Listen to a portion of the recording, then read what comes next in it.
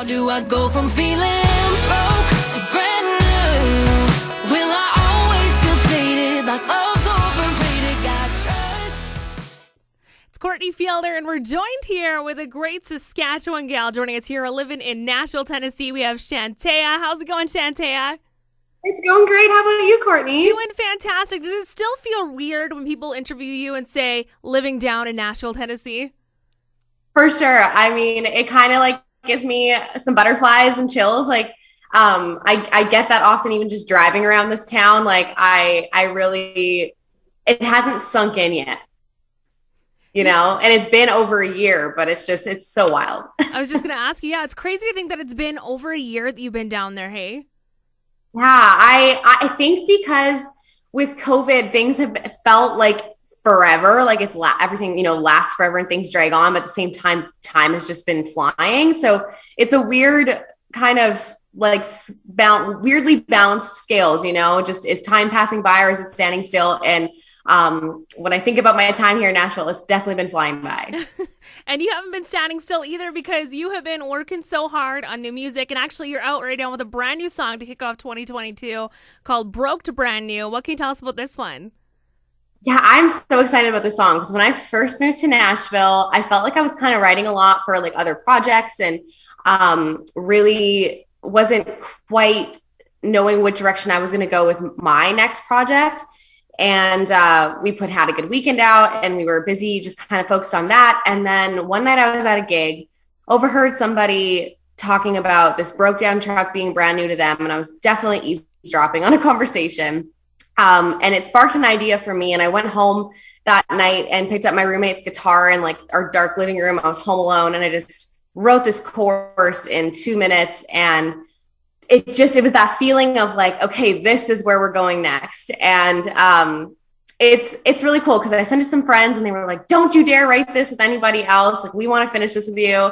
So about a week later, we finished it. And it was that moment of like, this is something special. And I mean, I had the same feeling with Had a Good Weekend and 2 Cents.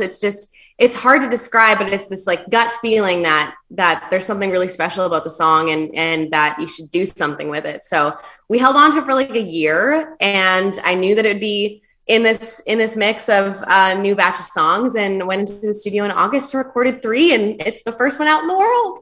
That's awesome. I know everybody's been so excited. We've heard a lot of great response from this one already. People are so proud of you and just like the evolution of your music, because we've been following your musical career for quite some time now. How does it feel now to look back on the stuff that you had done when you first started out to looking at what you're putting out now with stuff like Broke to Brand New?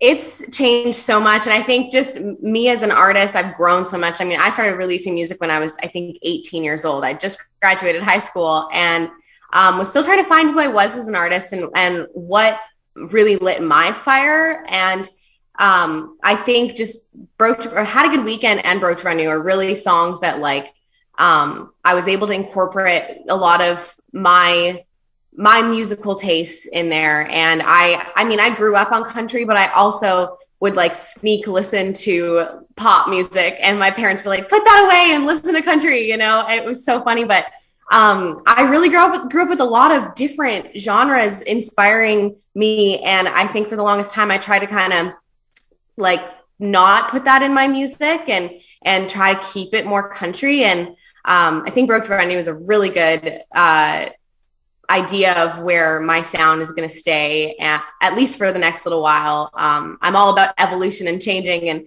and doing new things and never being stuck in a box. So, but I do think just even living in this town has just elevated my education, my craft. It just keeps growing. What's been one of the biggest things that you've learned now since living in Nashville? I mean, Kay, I actually talked about this on a personal level recently with another friend of mine, Joe Jansen. And I think the biggest thing I've learned since living in this town is balance, like balancing my work life with my friend life, with my gym life, with my own personal health life, you know, and because this town can consume you and kind of you forget to take care of yourself sometimes. Like you're just go all the time. So I think that's the biggest thing I've learned is like having a bit of a routine, having a schedule, and having some balance, and knowing when to step away. Like I've been consumed the last couple of weeks and in a lot of different things with the business side, and I've had to sometimes just be like, okay, it's time to step away, go for a walk, take care of you. So I honestly think that's the biggest thing that I've learned personally. But my songwriting has grown like immensely. So that's another huge craft and like skill that I think I keep like learning more about in this town. Those are definitely some big things, that's for sure. Especially to learn how to take that break and separate from things so you don't burn yourself out, right? Like that's Exactly. I think like the same thing for everybody. Yeah. Oh yeah. I think everybody can kind of struggle with that work-life balance, and this town just kind of like is on steroids with that. So you are living and breathing your career constantly. So it doesn't matter, even if you're out for drinks with a friend, you might meet somebody who's in this industry, and you got to put that game face, that work face on. So it's a wild town, but I wouldn't want to be anywhere else. And I heard too, you actually just did a show just last week too, right? Yeah, the Listening Room Cafe. I love that place. It's become a second home to me. Like I don't know how or like what, but I know there's been friends of mine that have waited 2 years before they got to step on that stage, and like 4 or 5 months into me living here, I got the invite to go on play the Listening Room for my debut, and it was April last year, and it's just, I think I've played like 8 shows there now. And it's such a like home feeling, that stage. You walk up there and every class as you're walking up, and it's just like new faces all the time in that room that want to listen to original music. So it's such a cool place. I just, yeah, I'm so glad that I've been kind of welcomed into that family. Oh, that's awesome. And speaking about family and connecting here in Saskatchewan, I know you have such a huge fan base. We get to hear from some of your family members sometimes requesting your songs here at Country Road Headed. And I know here in Saskatchewan alone, you were nominated for your first ever Saskatchewan Music Award for Single of the Year for Had a Good Weekend. How did it feel when you heard your name on those nomination lists? Well, it's pretty cool because Single of the Year is completely stats based. Like they go based on how the song did charting wise and its data. So to be in the running with like the Hunter Brothers and Jess Moskowitz, knowing that those guys are getting like number ones on country radio, it's really cool. And then to see that it's an all genre category as well, you're like, your pot just got that much bigger. So I mean, it's never a competition to me, but it's just so cool to see me like in that group of people, which is just so cool. And another thing that's really cool that we're excited for you for is that you're going to be back up in Canada performing in May with the Washboard Union on the East Coast, right? Yeah, I'm so excited. We were supposed to be going out next month, but because of COVID, we've had to just push things back a little bit, make sure everybody's safe and healthy and ready to dance, you know? So in May, we're just so excited. This is my first actual tour. Like I've done a lot of festivals and one-stop shops and kind of opened up for an artist at one show or, you know, that kind of thing. So this is my first time getting to go on a day after day after day. It's only 4 dates, but it's a tour. So I'm so excited. So heading into your first ever tour before, what are some things that are like on your list that you definitely need to make sure that you have with you when you're out on the tour? Oh gosh, have with me. Well, for sure, merchandise. Like I'm working on some new merch for this tour specifically. So I kind of want to like have this exclusive kind of like tour merch. So I've been working hard at that. And I mean, I don't know. I'm just excited. I'm bringing my like positive vibes. I'm just excited to get to know the Washburn Union and Raquel Cole. I'm excited to get to know her better. Like. Met her a couple times here. She also lives in Nashville, and she's just such a sweetheart. So I'm just excited for it all. I don't even know what I'm going to bring, to be completely honest with you, Courtney.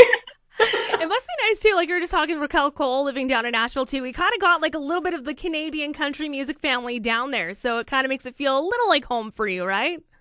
Yeah, we are always getting together for like Easters and Thanksgiving, and it really has created, like we've just created this. I mean, not even me, because I'm so lucky I got to kind of walk in and have all these Canadians already here, like fighting for our space in this town. And they were also, you know, welcoming to me and welcome me with open arms. So just very cool. And it's cool to see like these different groups of Canadians, like in their own, doing their own things, but also everybody knows everybody. So it's just a cool town that way. Like everybody's got a little piece of their home with them, and I think the Canadians do a good job of keeping home here in Nashville. So what's next for you now with releasing this new single and everything else that's in the works for you?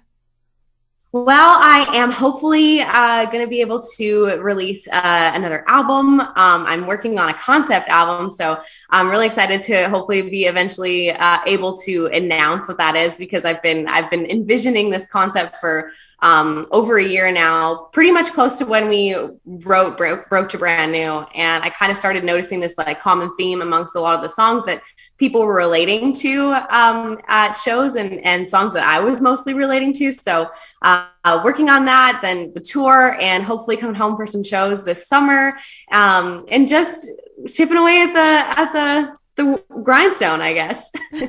That's awesome. Sounds like you got a lot in store for yourself. Is there anything that you want to say to your fans back up here home in Canada and Saskatchewan? Well, Saskatchewan has been so supportive. So to you guys at Country 100 and everybody calling into requests, I know I've got a lot of family members bugging you and friends in the area, but just thank you for always supporting my music and coming along with me on this journey. I can't deny it, or I would be lying.